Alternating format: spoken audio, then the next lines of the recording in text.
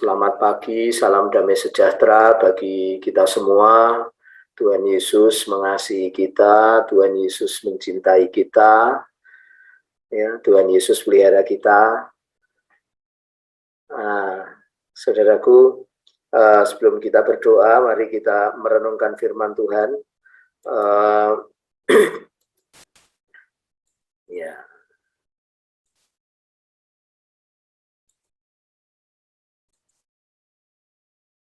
2 Samuel 7 ayat 2 Samuel 7 ayat yang ke-19. 2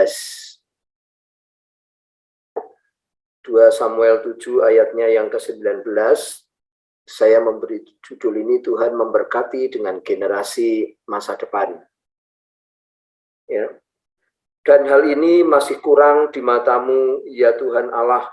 Sebab itu engkau telah berfirman juga tentang keluarga hamba-Mu ini dalam masa yang masih jauh, dan telah memperkenalkan kepadaku serentetan manusia yang akan datang, ya Tuhan Allah.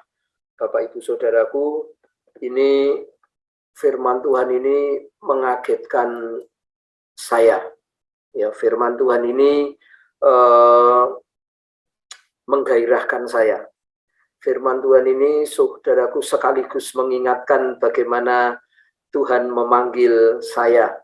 Ya, firman Tuhan ini, saudaraku, saya dipanggil kebetulan mulai masih muda, saudaraku, dan Tuhan memperlihatkan banyak hal di sana kepada saya.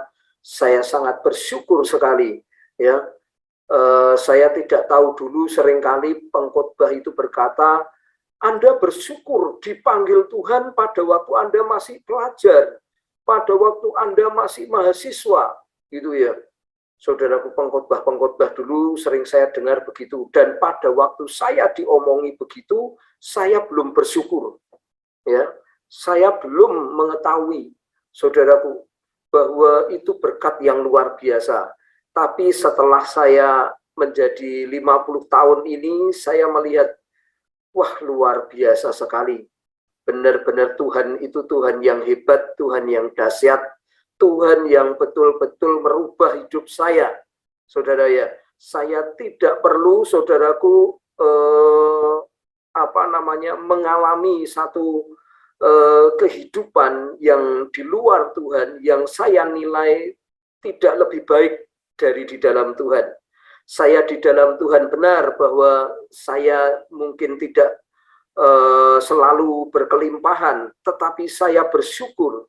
Hati saya berlimpah dengan syukur, hati saya berlimpah dengan pujian, hati saya berlimpah dengan sukacita, saudaraku, yang saya bisa bertahan di tantangan dunia ini, saudara ya. Nah, ini yang saudaraku membuat saya bersyukur kepada Tuhan. Itu yang kedua adalah saya bersyukur karena Tuhan memakai hidup saya. Saudara, saya dipakai hidup saya, wah, itu benar-benar tidak terpikirkan, saudara-saudara ya. Ya, tadinya itu ya sampah, tadinya itu orang yang tidak pernah berpikir tentang Tuhan, orang yang tidak pernah berpikir tentang hidup itu berarti, hidup itu mulia ya saudara. Tapi begitu dipanggil muda, terus perjalanannya itu Tuhan seakan-akan menghargai saya. Dan sekarang usia saya 50 tahun, saudara ya. Tetapi saya melihat kebaikan-kebaikan Tuhan dan tidak pernah ada kecurangan padanya. Oleh karena itu, saudara-saudara, saya mengajak Bapak Ibu Saudara berdoa, saudaraku, untuk generasi yang masa depan ini. Ini judulnya Pelekop adalah doa syukur Daud. Daud bersyukur. Sebelum itu Pelekopnya itu Tuhan berjanji kepada Daud tentang generasinya, anak-anaknya nanti, saudara, yang akan membangun bait Allah, yang akan membangun gereja, yang akan dipakai Tuhan luar biasa dan tidak akan pernah terputus keturunannya.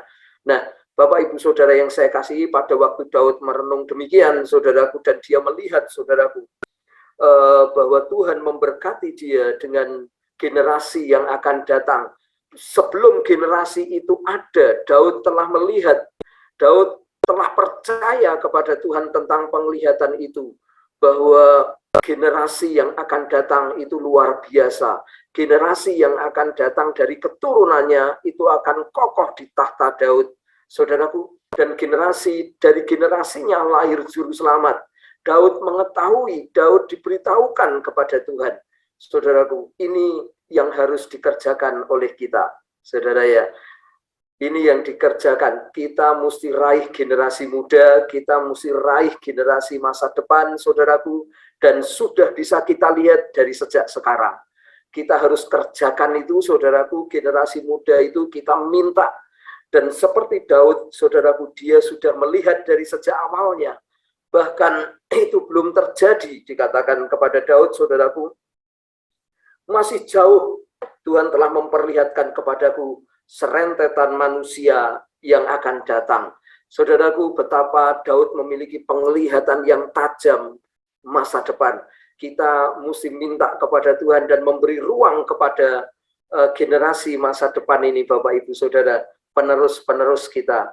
Ya, saya yakin saudaraku, kita kalau ketemu anak-anak muda itu bergairah, isinya semangat, antusias. Nah, saya mencatat beberapa hal yang penting, saudaraku, yang rupanya saudaraku, ya, pelayanan yang memikirkan masa depan berciri-ciri yang pertama visioner, saudaraku. Yang kedua berkembang dan tidak mati. Ya. Visioner itu, saudaraku, dia melihat sebelum itu terjadi, dia sudah melihat. Yang kedua, berkembang pelayanannya dan tidak mati, saudaraku. Yang ketiga, pelayanan itu, saudaraku, kalau kita memikirkan masa depan, memikirkan saudaraku generasi muda, ya, itu kuat, saudaraku. Bukannya kuat, tetapi antusias, saudaraku ya. Bukan hanya antusias, pelayanannya sehat, saudaraku ya. Ya, oleh karena itu setiap kita, saudaraku, perlu berdoa buat generasi masa depan kita. Ya, saudaraku. Yang ketiga, saudaraku, pelayanan itu berciri-ciri kreatif, saudaraku ya. Kreatif. Pelayanan di kota itu pelayanan yang sangat dibutuhkan kekreativitasan. Ya, karena kota berkembang sedemikian rupa, saudara. Ya. Kemudian, saudaraku, pelayanan itu adalah pelayanan yang mengalahkan zaman. Nah, saudaraku, ciri-ciri pelayanan yang memikirkan masa depan, saudaraku. Ya. Nah, mari Bapak Ibu Saudara yang saya kasihi, mari kita seperti Daud, kita berdoa.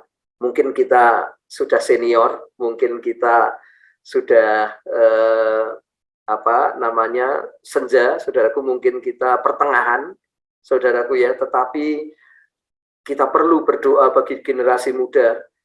Saya akan tutup dengan kesaksian. Kemarin saya ketemu dengan Noel, Friska, dan saya cerita, wah, Pijar dulu tuh luar biasa, di sekolah-sekolah bikin sejarah, wah, luar biasa, dahsyat, ayo kamu bikin sejarah baru di sekolah-sekolahmu, ya, bikin semangat baru di sekolah-sekolahmu.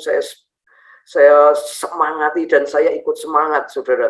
Wah, saya mulai berdoa buat mereka.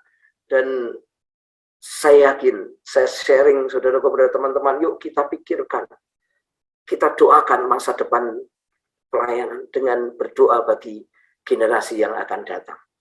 Mari kita berdoa.